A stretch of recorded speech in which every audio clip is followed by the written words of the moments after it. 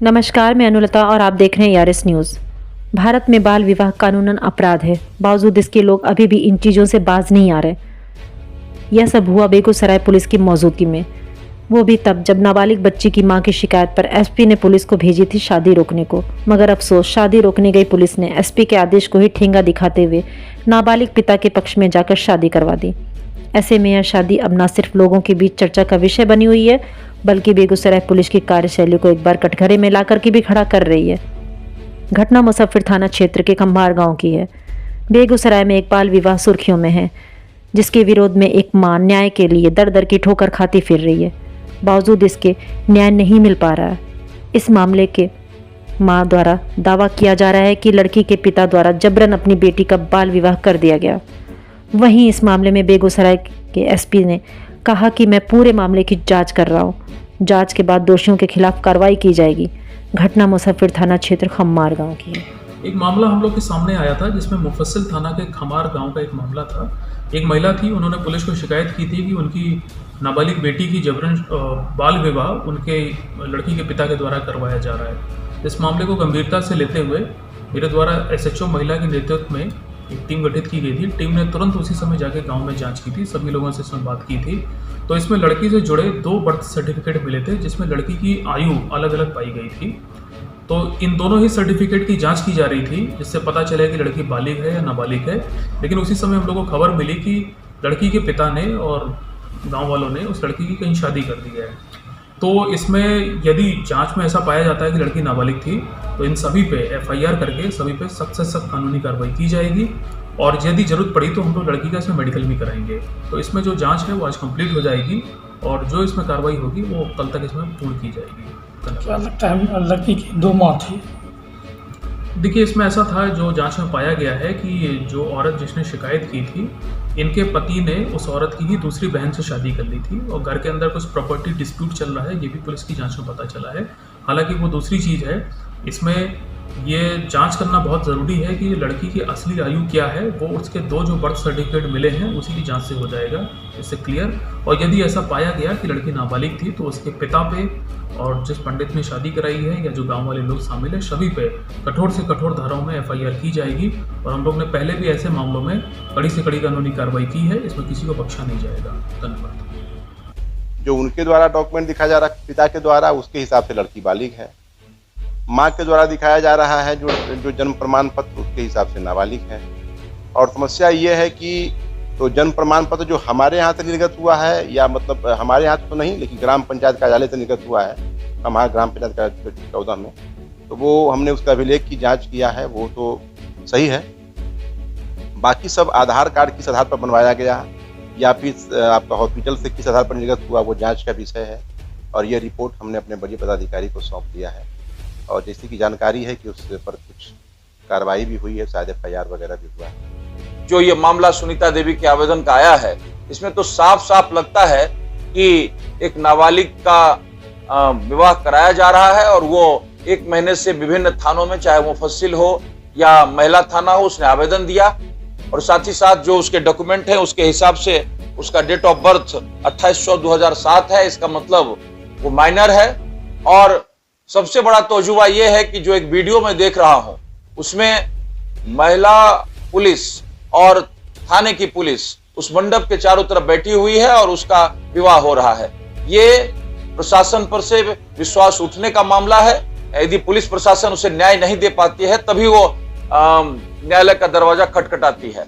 वो वीडियो ही काफी है, जिसमें एक मंडप के इर्द गिर्द महिला पुलिस और जेंट्स पुलिस बैठे हुए हैं और मंडप पर शादी हो रही है। इसका तो साफ अर्थ है कि जिस पुलिस को विवाह रुकवाने के लिए दिया गया था, वो विवाह करवाने के लिए चली गई। अब इसके पीछे उनका सुविधा शुल्क था या क्या लेकर वो काम कर रहे थे, ये तो अनुसंधान का विषय है। तो उसके बावजूद भी पुलिस इस पर संज्ञान नहीं लेती है। इसमें 2 वर्ष की सजा और साथ ही साथ अर्थदंड का भी प्रावधान है।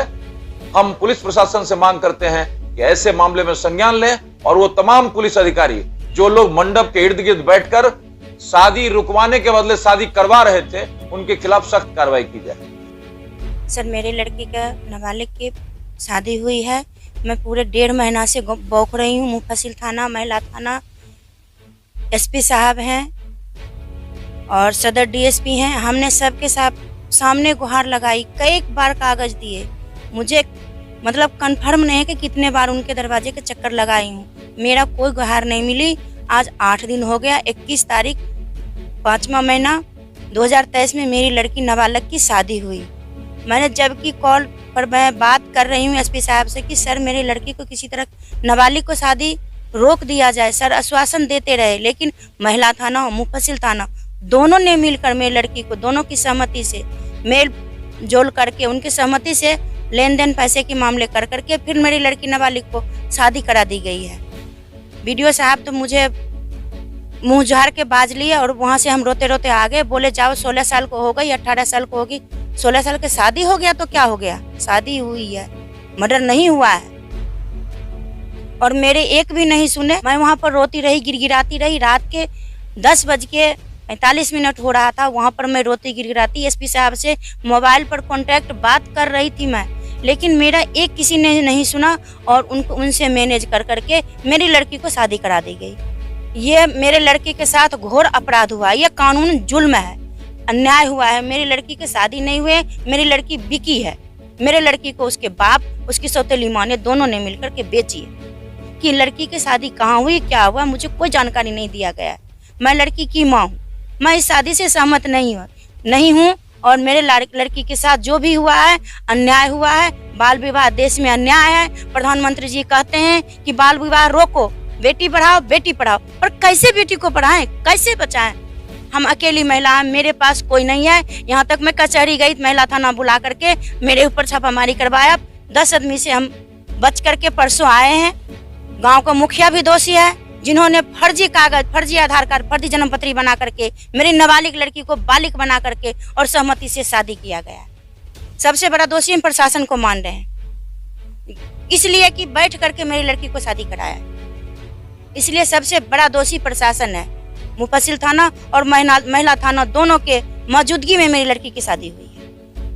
मैं बिहार के सीएम और देश के पीएम से मैं न्याय की मांग कर रही हूँ। जो मेरे लड़की के साथ अन्याय हुआ है, मेरे साथ में न्याय होना चाहिए। मेरी लड़की मुझे दी जाए, मैं रिक्वेस्ट करती हूँ, मैं हाथ जोड़ के विनती करती हूँ। मेरे लड़की के साथ जितना अन्याय हुआ है, ऐसा किसी के पिता की इस करतूत के खिलाफ लड़की की मां न्याय पाने के लिए एसपी से लेकर अन्य पदाधिकारियों के यहाँ दर दर की ठोकर खाती फिर रही है, फिर भी उसको न्याय नहीं मिल पा रहा है।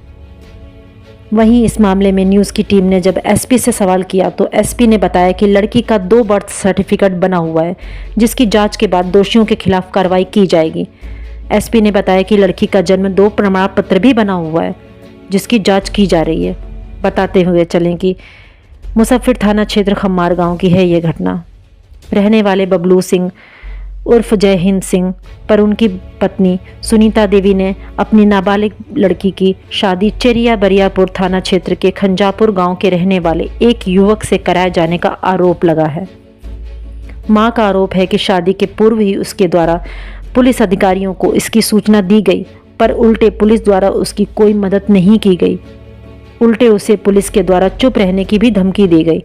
मां सुनीता देवी का आरोप है कि उसकी बेटी की वास्तविक उम्र तकरीबन 16 वर्ष ही है, जिसका प्रमाण पत्र उसके पास मौजूद है।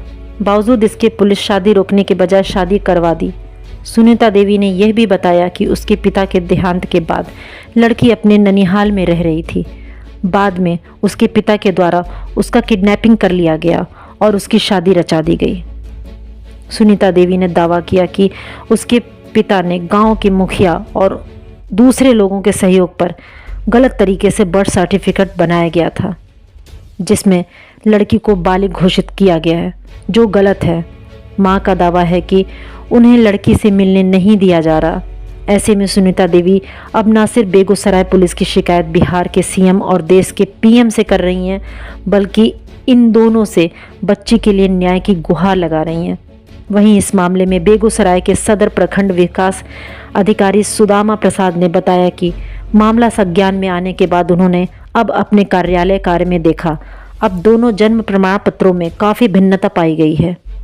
मां के द्वारा दिया गया जन्म प्रमाण पत्र के मुताबिक बच्ची बहुत नाबालिग है, जबकि पिता द्वारा बनाए गए जन्म प्रमाण पत्र में बच्ची का उम्र बालिग करार दिया गया है।